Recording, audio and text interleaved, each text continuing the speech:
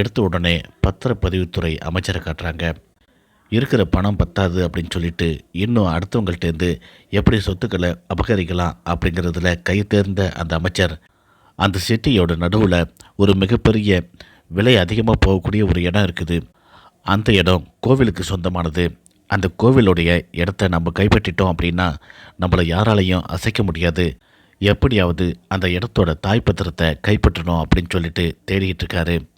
அந்த இடத்தோட தாய்ப்பத்திரம், அந்த கோவிலோட நகைகள் எல்லாத்தையுமே பேங்க் லாக்கரில் வச்சுருக்காங்க. இது எல்லாத்தையுமே கோவில் திருவிழா அப்போ தான் வருஷத்துக்கு ஒரு முறை தான் அந்த பெட்டியை வெளியே கொண்டு வருவாங்க. எப்படியாவது அந்த திருவிழா அப்போ அந்த தாய்ப்பத்திரத்தை கைப்பற்றணும் அப்படின்னு சொல்லிட்டு இந்த அமைச்சர் காத்துட்ருக்காரு. இதுக்கு இடையில் அந்த ஊருக்கு புதுசாக ஒரு இன்ஸ்பெக்டர் வராரு. அவர் தன்னுடைய வீட்டில் திங்ஸ் எல்லாத்தையும் இறக்கி வச்சிட்ருக்காரு. எதிர்பாராத விதமாக ஒரு பீரோ அவருடைய பொண்ணு மேலே சாயுது. அந்த நேரம் ஒரு கை வந்து அந்த பீரோவை தடுத்து நிப்பாடுது. யார் அப்படின்னு பார்த்தீங்கன்னா அவர் தான் இந்த படத்தோட ஹீரோ சூரி. தன்னோட பொண்ணை காப்பாற்றின அந்த சூரிக்கு இன்ஸ்பெக்டர் நன்றி சொல்கிறாரு. செலவுக்கு இன்ஸ்பெக்டர் கொஞ்சம் பணம் கொடுக்குறாரு. எனக்கு அதெல்லாம் ஒன்றும் வேண்டாம் அப்படின்னு சொல்லிட்டு சூரி அங்கேருந்து போகிறாரு. இந்த காலத்தில் பணமே வேண்டாம் அப்படின்னு சொல்லக்கூடிய ஒருத்தனை இப்போ தான் நான் பார்க்குறேன். யார் அப்படின்னு சொல்லிட்டு சூரியை பற்றி விசாரிக்க ஆரம்பிக்கிறாரு. இங்கே தான் சூரியோட வரலாறை நமக்கு காட்டுறாங்க. சசிகுமாரும் கருணாவும் இணைபிரியாத தோழர்களாக சிறு பிள்ளையில் இருந்திருக்காங்க. ஒன்றா சேர்ந்து விளையாடும்போது கருணாவை ஒரு ஆபத்தான ஒரு கட்டத்திலேருந்து சூரி சிறு பிள்ளையாக இருக்கும்போதே காப்பாற்றுறாரு. இதனால் கருணாவுக்கு சூரி மேலே ஒரு தனி பிரியம் உண்டு. யாருமே இல்லாத அனாதையாக இருக்கக்கூடிய சூரியை தன்னோட வீட்டுக்கு கூட்டிகிட்டு போயிட்டு தாங்கூடவே தன்னுடைய சொந்த தம்பியாகவே கருணா வளர்க்க ஆரம்பித்தார். ஒரு காலத்தில் ஜமீன் பரம்பரையாக இருந்த கருணாவோட குடும்பம் இப்போ சூழ்நிலை சரியில்லாமல் சரிஞ்சு போயிடுச்சு. கருணா தனக்கு சொந்தமாக ஒரு செங்கல் சூளை வச்சு நடத்திட்டுருக்காரு. கருணாவோட உயிர் நண்பன் சசிகுமார், அவர் தனியாக ஒரு லாரி டிரான்ஸ்போர்ட் வச்சு நடத்திட்டுருக்காரு. கருணாவோட செங்கல் சூளையில் தான் சூரி நாள்தோறும் வேலை செஞ்சிட்ருக்காரு. கருணாவுக்காக எதையும் செய்யக்கூடியவராக இங்கே சூரியை காட்டுறாங்க. கருணா மேலே தனி பிரியத்தோட சூரி நடந்துக்கிட்டாலும் கருணாவோட நண்பரான சசிகுமார்கிட்டையும் தனி மதிப்பு மரியாதையோடு நடந்துக்கிறாரு. ஜமீன் பரம்பரையை சேர்ந்த கருணாவோட பாட்டிக்கு தான் அந்த கோவிலோட நிர்வாக தலைவராக பதவி கொடுத்துருக்காங்க. வருஷத்துக்கு ஒரு முறை அந்த பாட்டி தான் தன்னோட கையால் அந்த கோவில் நகைகளையும் அந்த இடத்தோட பத்திரத்தையும் வங்கி லாக்கர்லேருந்து எடுத்துகிட்டு வர முடியும். வேறு யாராலையும் இதை எடுக்க முடியாது. இதை தெரிஞ்சுக்கிட்ட பத்திரப்பதிவுத்துறை அமைச்சர் புதுசாக வந்திருக்கக்கூடிய இன்ஸ்பெக்டரை கூப்பிட்டு தன்னுடைய மச்சானை அவருக்கு அறிமுகம் செய்து வைக்கிறாரு. இந்த ஊருக்குள்ளே நான் வச்சது தான் சட்டம். என்னை மீறி இங்கே எதுவுமே நடக்கக்கூடாது. நீ உன்னோட வேலையை மட்டும்தான் நீ பார்க்கணும். என்னோட விஷயத்தில் தலையிடக்கூடாது. என்னோட மச்சான் தான் அடுத்து அந்த கோவிலோட தலைவராக போகிறான். அவனை வச்சு தான் அந்த பத்திரத்தை நான் எடுக்க போகிறேன். இதுக்கு நீ தான் எனக்கு சப்போர்ட்டாக இருக்கணும் அப்படின்னு சொல்லிட்டு அந்த இன்ஸ்பெக்டரையே அந்த அமைச்சர் விலைக்கு வாங்குறாரு. தற்போதைக்கு அந்த கோவிலுடைய தலைவர் இருக்கக்கூடிய பாட்டியை போட்டு தள்ளினா தான் தன்னுடைய மச்சானை அந்த பதவிக்கு கொண்டு போக முடியும் அப்படின்ட்டு அந்த அமைச்சர் முடிவு செய்கிறாரு. இந்த நிலைமையில் திடீர்னு அந்த பாட்டி ஒரு நாள் இறந்து போகிறாங்க. அந்த பாட்டி எப்படி இறந்தாங்க அப்படிங்கிறத யாருக்குமே காட்டலை. அந்த கோவிலோட அடுத்த தலைவரை யாரை நியமிக்கலாம் அப்படின்னு சொல்லிட்டு பஞ்சாயத்தில் பேசுகிறாங்க. வாக்குவாதம் பண்ணிகிட்ருக்காங்க. ஆளுக்கு ஆளு பேச பேச அங்கே ஒரு பெரிய பிரச்சனையை உருவாகுது.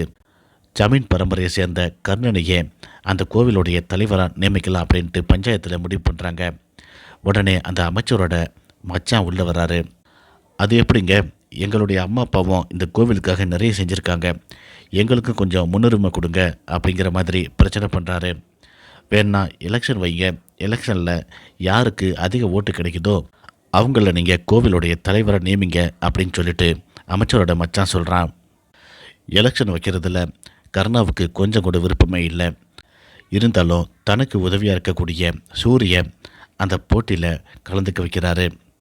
இதுக்கிடையில் அமைச்சர் சசிகுமார்கிட்ட தனியாக டீல் பேசுகிறாரு. சசிகுமார் அமைச்சர்கிட்ட கேட்குறாரு, நான் உங்கள் கூட வந்தால் எனக்கு என்ன கிடைக்கும் அப்படின்னு சொல்லி கேட்குறாரு.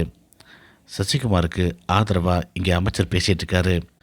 இதை எல்லாத்தையுமே சசிகுமார் லைவாக மக்களுக்கு டெலிகாஸ்ட் பண்ணிகிட்ருக்காரு. இதை பார்த்த மக்கள் எல்லோருமே இவனுக்கு ஓட்டு போட்டால் கண்டிப்பாக கோவில் நகையை ஆட்டையை போட்டுருவான், நிலத்தையும் இவன் கொண்டு போயிடுவான் அதுக்கு இடம் கொடுக்கக்கூடாது அப்படின்னு சொல்லிட்டு எல்லா மக்களும் ஒன்று சேர்ந்து சூரிய போட்டி இல்லாமல் தேர்ந்தெடுக்கிறாங்க. கொஞ்ச நாள்லேயே அந்த ஊர் மக்கள்கிட்ட ஒரு பரபரப்பு ஏற்படுது. அந்த கோவில் நகைகள் எல்லாமே டூப்ளிகேட் நகை, எதுவுமே தங்கம் கிடையாது அப்படிங்கிற மாதிரி ஒரு சர்ச்சை வருது.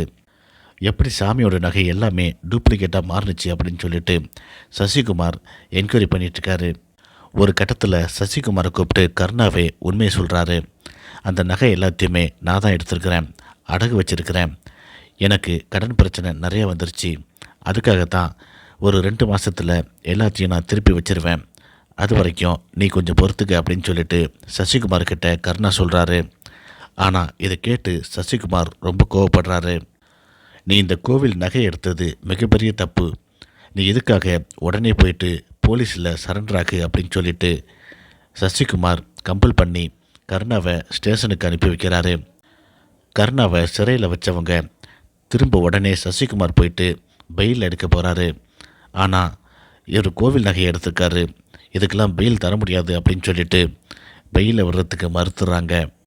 இதுக்கு இடையில் அந்த கோவில் நகை எல்லாத்தையுமே திருப்பி கோவில் நிர்வாகத்துக்கிட்ட கருணாவோட மாமனார் வந்து ஒப்படைக்கிறாரு. கருணாவையும் ரிலீஸ் பண்ணுறாங்க. தன்னை ஜெயிலுக்கு அனுப்பிட்டானே அப்படின்னு சொல்லிட்டு சசிகுமார் மேலே கருணாவுக்கு கொஞ்சம் வருத்தம் இருக்குது. தன்னை பெயில் எடுக்கிறதுக்கு உதவி செஞ்ச அந்த மனுஷனை நான் பார்க்கணும் அப்படின்னு சொல்லிட்டு கருணா போகிறாரு. அது வேறு யாரும் இல்லை, அந்த அமைச்சரோட மச்சான் தான். எனக்கு உதவி செஞ்ச உனக்கு என்ன வேணாலும் நான் செய்ய தயாராக இருக்கேன், உனக்கு என்ன வேணும் கேளு அப்படின்னு சொல்லிட்டு கருணா இங்கே அமைச்சரோட மச்சாங்கிட்ட வாய விட்டுறாரு. அமைச்சரோட மச்சான் இதான் வாய்ப்பு அப்படின்னு சொல்லிட்டு எனக்கு ஒரு லேண்டு பத்திரம், அந்த கோவிலுடைய பத்திரம் எனக்கு தேவைப்படுது, அதை மட்டும் நீ எடுத்துக்கொடு அப்படின்னு சொல்லி கேட்குறாரு.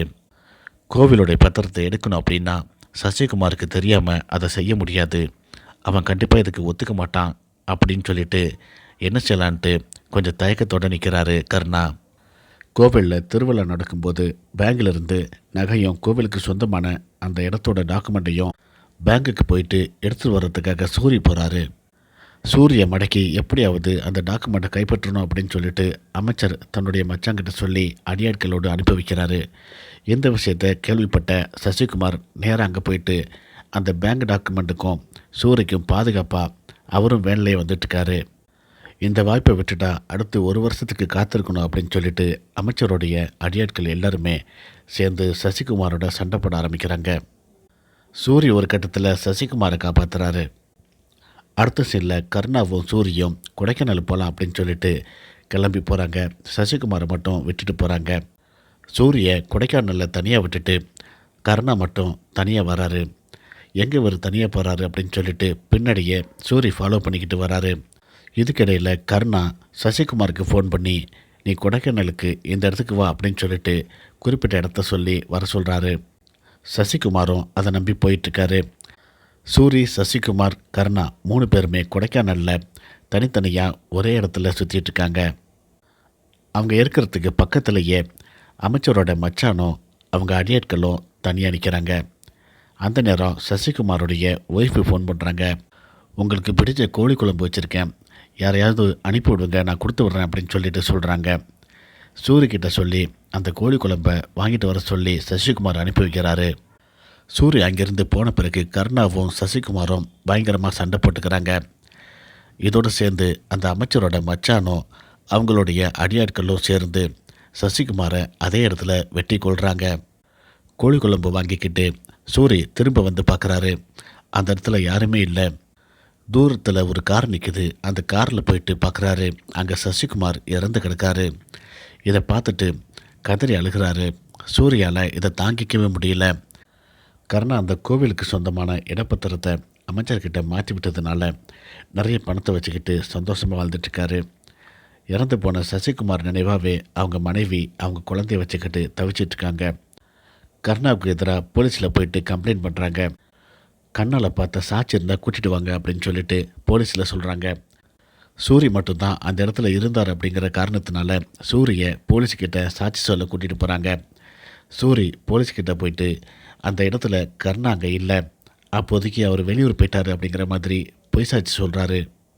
கருணா ஏற்கனவே கோவில் நகைகளை எடுத்து அடமானம் வச்ச விஷயத்தை அவங்க பாட்டி தெரிஞ்சுக்கிறாங்க. அதனால தான் பாட்டியவே விஷம் வச்சு கர்ணா கொல்றாரு. அந்த விஷம் வச்சவன் நேராக சசிகுமார்கிட்ட போயிட்டு எல்லா உண்மையையும் சொல்கிறான்.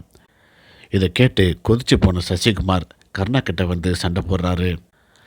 இந்த உண்மையை தெரிஞ்சுக்கிட்டு இவன் இனிமேல் அமைதியாக இருக்க மாட்டான், நமக்கு எதிராக ஏதாவது செஞ்சிட்ருப்பான், இவனை தீர்த்து கட்டணும் அப்படின்னு சொல்லி தான் சசிகுமாரை கர்ணா கொலை பண்ணுறாரு. சூரியக்கும் கடைசியாக இந்த விஷயம் தெரிய வருது. இதை கேள்விப்பட்டு கர்ணா சூர்யாவும் கொல்ல பார்க்குறாரு. சூர்யா மட்டும் இல்லாமல் சூரிய லவ் பண்ணக்கூடிய அந்த பொண்ணையும் சசிகுமாருடைய மனைவி மற்றும் ஒரு பையனையும் கொல்றதுக்கு முயற்சி பண்ணுறாரு கர்ணா. சின்ன வயசுலேருந்து தன்னை வளர்த்து பார்த்துக்கிட்டாலும் நியாயத்து பக்கம்தான் நம்ம எப்போவுமே நிற்கணும் அப்படிங்கிறதுக்காக சூரி அங்கேருந்து அருவாள் எடுத்து கர்ணாவோட தலை வெட்டுறாரு. கர்ணா அதே இடத்துல இறந்து போகிறாரு. இதோட இந்த படம் முடியுது.